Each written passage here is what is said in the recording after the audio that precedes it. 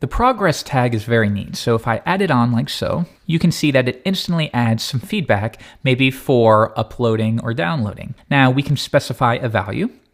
So if we set that to 20, it's going to appear that nothing is showing, but watch what happens if we set minimum of 0 and maximum of 100.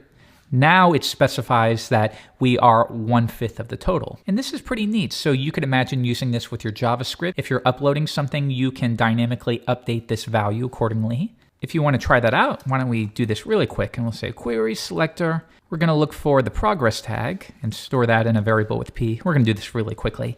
And then maybe just for fun, we'll simulate something. We'll say set interval, and we'll update it every 50 milliseconds, and we'll say p.value plus equals 1. Now we're going to start the value at 0, and you can see every 50 milliseconds that updates. So of course you wouldn't do this with your JavaScript. Maybe at specific points during the process you can update this value, but nonetheless it's very cool that we have this built into the browser. Now lastly, we should add a value between the tags. That way, in browsers that do not support the progress tag, there is something for them to see. The next one is meter, and this is pretty neat as well. This can be used, for example, to show a final score.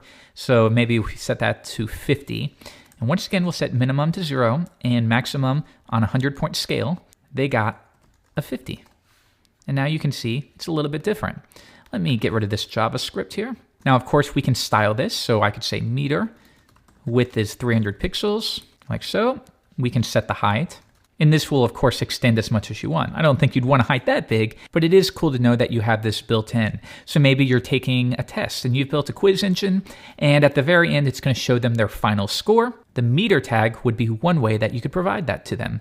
You use your server side or your JavaScript to determine how well they did.